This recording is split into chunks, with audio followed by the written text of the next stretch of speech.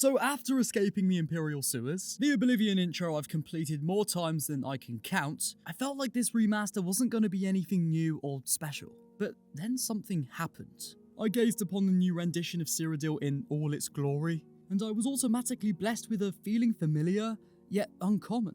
I genuinely got the vibe of being in a brand new Elder Scrolls world. The excitement and anticipation of knowing a whole new world was at my fingertips was just as thrilling as it was playing Oblivion and Skyrim for the first time as a kid. I don't know why or how shinier graphics and a few new animations alone can make Oblivion feel like a brand new experience, but it does. So I looked around and spotted an old wizard's tower atop a mountain, and of course I had to go straight there.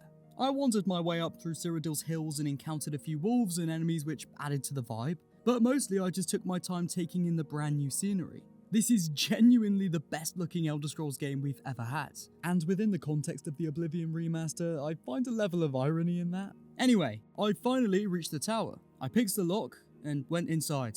I explored around what will be my new home in Cyrodiil, which is fitting because I'm going for a battle mage build. Then I decided to go to the tower spire. It was really dark and foggy, so I decided to wait a few hours for a clearer sky so I could get a good vista shot. But then, something unexpected happened. I guess the tower was already occupied by a wizard because out of nowhere I got attacked by this dude with his gimp.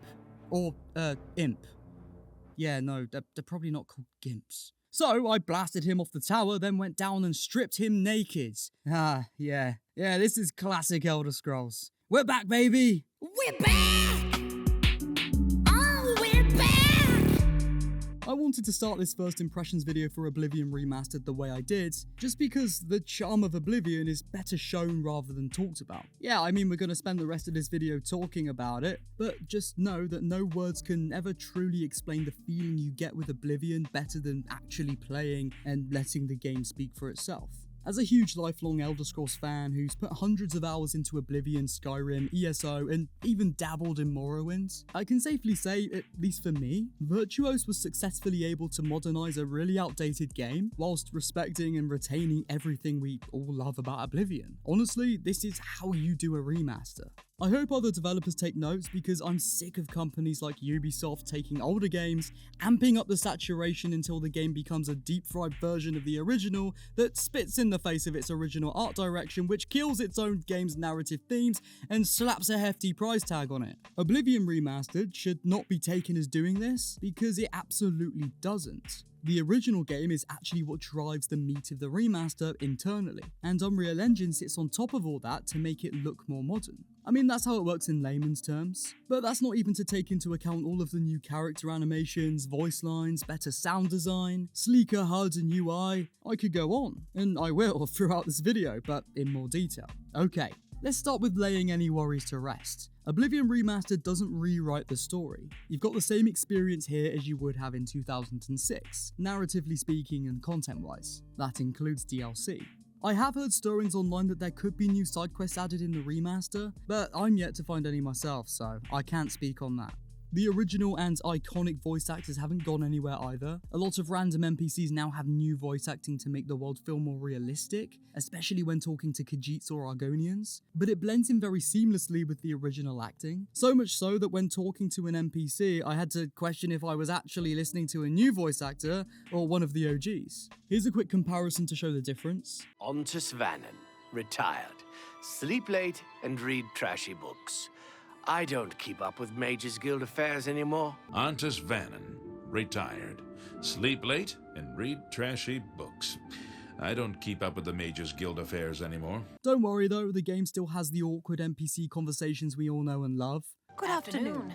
Isn't There were light spotted at Irene Sundercliff Go ahead. Lodge. She's That something place was else. closed by Mehrunes I've Dagon heard she'll train himself. others as well. Best not to go Safe there. travels. I've heard others say too. the same. I also feel like the new voice actors have deliberately tried to match the cadence of the original lines, so as to not feel out of place. Although sometimes, and this might just be because the remaster is still new, the new voice acting can feel quite jarring to listen to. It's like, no, this isn't right, this isn't Oblivion. But I do think after a few more hours, that jarring feeling will start to wear off.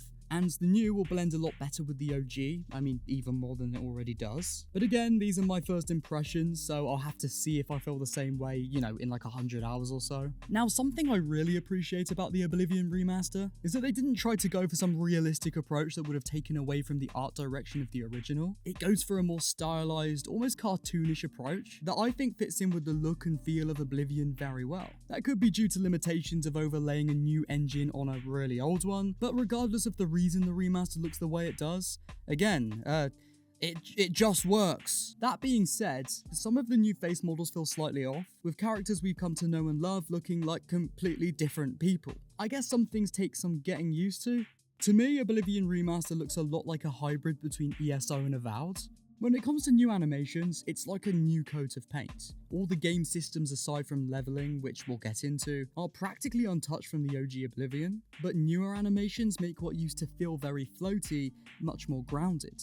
For example, combat in OG Oblivion felt so light, almost as if you were cutting through butter with a bread knife. Now in the remaster, new combat animations help to make combat feel weightier, and like you're actually making a blow to your enemy, which is reinforced by the new blood effects. Character movement animations are much better in the remaster, though I do find they're goofy in their own new ways. Sprinting is a new addition to the remaster, and I mean, just look at this. I live streamed my reaction to the reveal, and my genuine reaction to sprinting was this. People are going to want to sprint.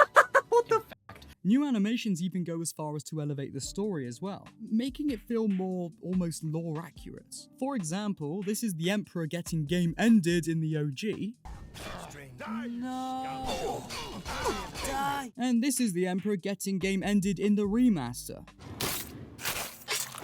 Going back to new lines of dialogue, we even get a line from the assassin himself, which was never in the OG. Stranger, you chose a bad day. You thought we'd go down easy? Of the scepter. Now the question I'm ruminating on, and I don't know the answer to this yet, is if I think the Oblivion Remaster would have been better off with new mechanics closer to Skyrim. You know, like spellcasting. In Skyrim, spells are used in hand, and have a larger emphasis on combat. In Oblivion, they're more of an offhand attack to use in tandem with weapon attacks. On one hand, to take away from how Oblivion originally did it would be to change the game from what aided its charm. But on the other hand, I like Skyrim's take on spellcasting a lot more. I don't know. Ask me again in a few months. Overall character movement could have been tweaked more, I think. For example, in both renditions of Oblivion, when you stop pushing the thumbstick to run, your character will take about half a second to stop, and it almost feels as if you're running on ice. It's nothing major, but it annoys me a little. Like, when I stop, I just want you to stop. It's nitpicking, I know, but I'd be remiss not to mention all my thoughts. On another note, something I appreciate is the HUD and UI. The HUD being what you see over and underhead on screen whilst playing, such as the compass and stamina meter, and the UI being the menus. The remaster doesn't stray away from the original's Adventurer's Journal style of menu. One bit of criticism I do have about the menu though is that in the OG, it was overly convoluted in its design. Lots of tabs to flick between without a real easy way to navigate them. The remaster has the same issue inherently by how it goes for the same design approach. Of course now it looks cleaner and easier to read, but having to scroll through tons of tabs just to save the game or view my quests gets really annoying. This is so much so that Virtuos even tried to mitigate the problem by assigning menu shortcuts to the D-pad. In this instance, I do think Oblivion Remaster would have been better off going for something more akin to Skyrim's menu, which, funny enough, is exactly what they did for the in-game HUD. The OG HUD was fine for its time, I suppose, but it was small and kind of unengaging. Having everything reflect how it did in Skyrim is a great quality of life improvement. Again, I just wish this translated to the in-game menus. You can switch between quality and performance mode in the settings. I personally couldn't see too much of a difference between both options, but what I did notice is that on the Series X, quality mode would tank my FPS. I go from what feels like 60 FPS down to maybe 25 FPS. So yeah, I mean that could potentially be fixed in patches to sort out performance issues, but we'll see. You can switch between OG Oblivion zoom-ins during dialogue or more of a Skyrim-esque camera angle where it keeps things pulled out. Personally, I prefer pulling out, but I'll probably dabble in both options. That's another thing I can commend Virtuos on, to be fair, the accessibility options. It's nice to see the player being able to have the option to choose between, you know, like a more traditional Oblivion experience and something closer to modern games. Bethesda themselves ended up doing the same thing with Starfield after an update, so I wouldn't be surprised if going ahead with Elder Scrolls 6 and Fallout 5, we'll get the option to have close-up or pulled-out dialogue angles there too. I did run into a few bugs here and there. I'll show Lucian the chance getting stuck on the end of the bed as an example, but I don't think I can really call this a negative, as I don't know if these bugs were in the original or not. Could it be OG Oblivion's jank? I don't know. It's nothing game breaking, and so far just adds to the classic Oblivion charm that we all love. Now, I want to talk a little bit about modding with the Oblivion Remaster because I keep seeing a lot of talk about it online with no real answers. I mean, that's because we don't have many answers, but I'll present all the info we know so far about if we'll be able to mod the game at some point or not. Modders are releasing graphical mods for the game already, but when it comes to new content mods, so far Bethesda have not spoken officially on mod support for the Oblivion Remaster, but a user over at the unofficial Elder Scrolls pages attempted to add a mod from the original game into the remaster. Now, parts of the mod actually showed up in the game, but 90% of the assets didn't render due to not being optimized for Unreal Engine 5. So that begs the question, will BGS or Virtuos release a mod kit for the remaster? Personally, I don't see why they wouldn't. The more mods that are made, the better the game will perform numbers-wise. There's a reason Skyrim has such a large player count today. I think it's too good an opportunity to miss if Bethesda doesn't capitalize on mods. I can imagine they'll eventually add an Oblivion Remaster version of Creation Club, where there'll be a ton of free user mods, but also verified paid mods too. I mean, I feel like this is one of the reasons they signed off on a remaster in the first place. Turn all your old games into live services. It is 2025 after all. Doesn't this remaster feel so unique? There's something about the old and new blended together that makes this game come across so strange that I can't really place my finger on it, if you know what I mean. I really don't know how to explain it, but it almost feels like a new kind of genre. You know, like uncanny games that look amazing. I don't really know what I'm saying here, I'm just trying to put a feeling into words and kind of failing, but yeah. Before I leave you to your thoughts today, I want to talk directly to the people that haven't played Oblivion before and are on the fence about the remaster.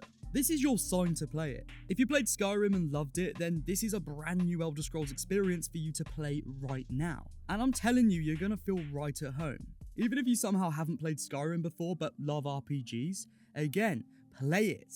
Oblivion consists of a dense open world filled with all manners of curiosities. This is one of those games that will stick in your head, and just like Skyrim, Oblivion builds fond memories that you'll cherish for a long time. Oblivion goes for high fantasy themes to reflect the province of Cyrodiil. This continent is the Elder Scrolls version of the Roman Empire at its height of power.